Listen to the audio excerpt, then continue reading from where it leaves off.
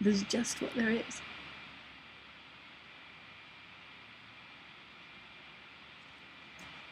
How can anything act out of line to nature?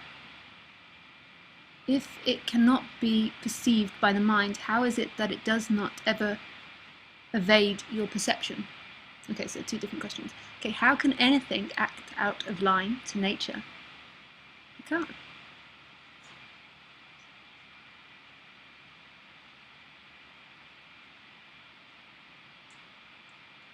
Just is what it is.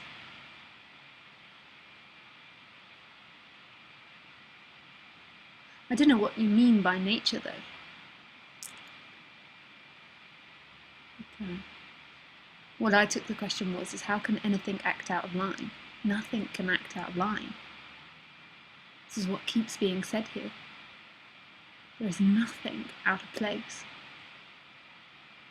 There's no sense here that anybody's right or wrong.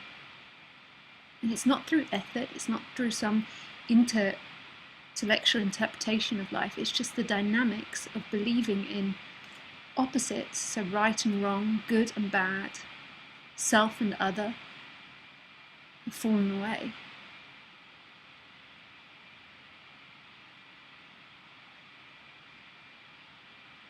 It's not that if my dog poops in, or the dog I'm looking after poops in the house, I don't go, naughty dog, don't poop in the house.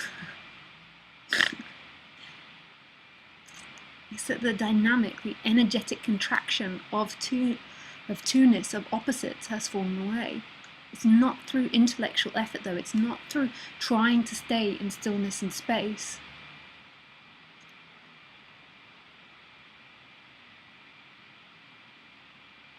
It's effortless. There's not someone here doing that. There's not someone here thinking in twos and then another thought coming up and correcting it. So there's not someone, say, thinking this is bad and this is good, and then another thought coming up and say, oh, you shouldn't do this or that, or this is good and this is bad. It just doesn't come up.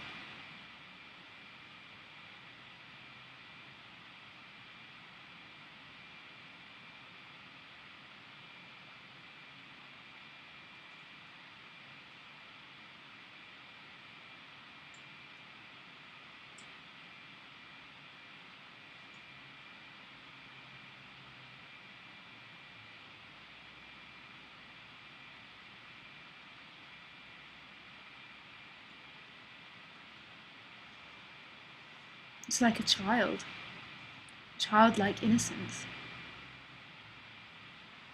Just being what is, the wonder of what is. This takes her fancy and then this takes her fancy. You remember this from childhood. There's great recognition of this in childhood, throughout my life, but particularly in childhood.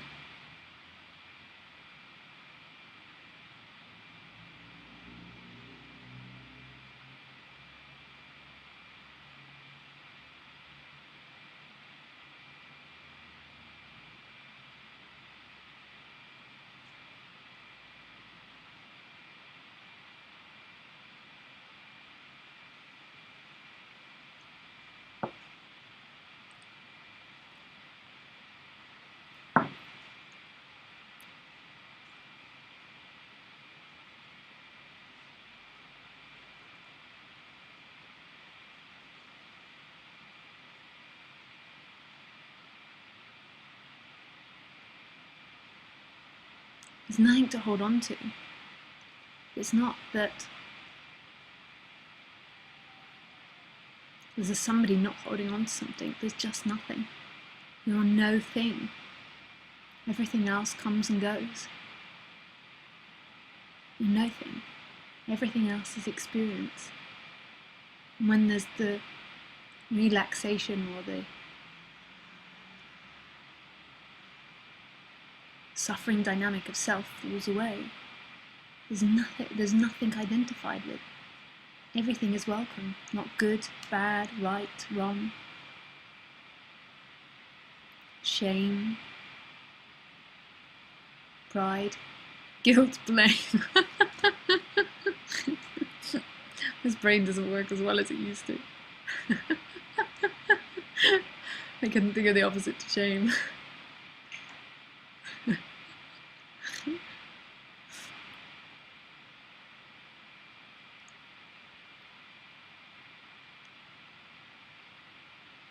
If it cannot be perceived by the mind, how is it that it does not evade your perception?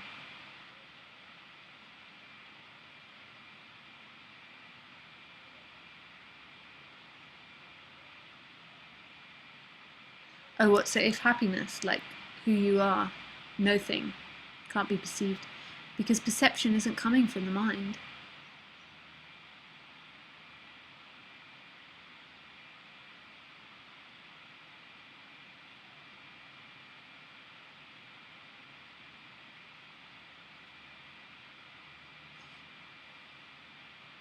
There's no thing. And this consciousness, and when consciousness arises, everything arises. Life arises, its existence. Consciousness, what it sees. The mind isn't consciousness. Mind is the mind. Thoughts are thoughts. There's something else in the perception that's just watching.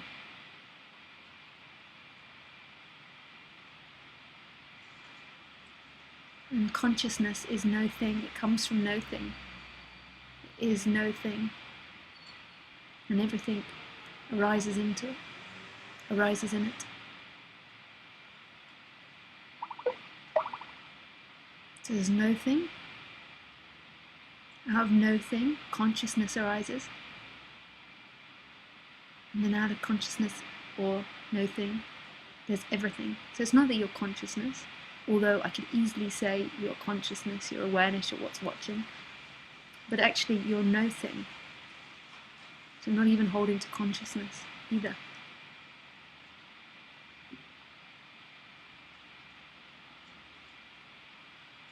You're no thing. Because if you say you're consciousness, I get a lot of people then writing to me saying, I never die. Because I'm consciousness, and it's like then the I goes to consciousness. There's relief in the consciousness. You're no thing. No thing.